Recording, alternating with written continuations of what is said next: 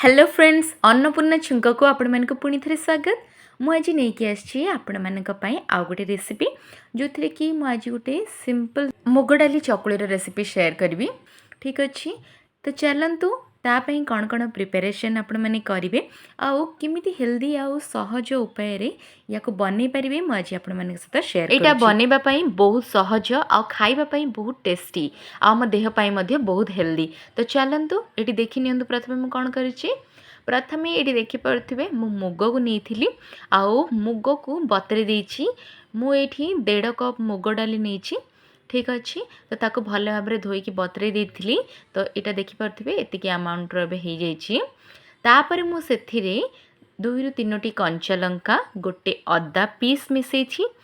ठीक अच्छे यहाँ मुझे बाटी देवी बर्तमान इटारे आउ अधिक किसी इनग्रेडिएंट लगे केवल ए यूज करी गोटे स्पून जीरा एतिकी मिसेकी मुझे प्रथमे ब्लेंडर रे ग्राइंड करके बाहर करनेबी।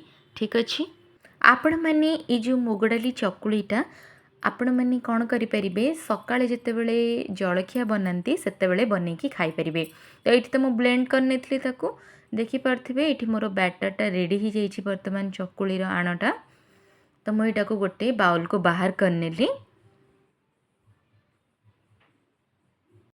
तापरे मुझे यूज कली गोटे स्पून लुण। आपण मैंने जदि जड़े माँ आपण मानकर हेल्थर केयर नबाकू चाहूँगी ताहले आपण मैंने ये प्रोटीन रिच चकुलीटा को डेली बनईकी खाई पारिबे।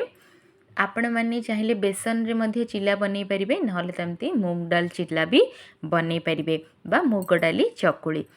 तो ये देखिपे यहाँ एवं बर्तमान रेडी हो जाइए बाटी सारा पर कंप्लीट यहाँ को 5-10 मिनट छाड़देवी तापर यहाँ बनैबी। ठीक अच्छे तो ये आपण मैंने देखिपे यहाँ बर्तमान 5-10 मिनट छाड़ला रेडी हो गला। बर्तमान मु गोटे तावा बसई नहीं आउ जितेबले तावाटा पूरा गरम हो गला सेतेबले मु जो दोसार बैटरटा को ये देली ये दे सारापर आपण मैंने जमी चकुली बनाती सेमती ही यहाँ को बनई ने।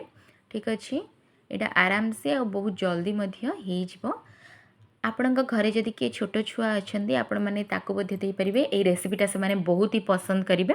आपण मैंने तो जानी निजे मुग डाली चकुलीटा केते टेस्टी लगी थाए आउ सेटा सेमानक जी हेल्दी आम मानक भी बहुत हेल्दी।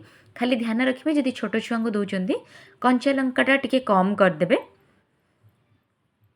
तापर ये देखिपे मुझे अल्प पियाज देदेली आउ यहाँ बर्तमान पूरा रेडी हो गला। जेहेतु मु नॉनस्टिक पैन यूज करी यापाई आपण मैंने चाहिए लुहार पैनटा नहीं पारे। ठीक अच्छे तो आपण मैंने ये पैन रे तेल यूज करें न कले चलो सी बाहरी पड़ो किसी टेंशन नहीं।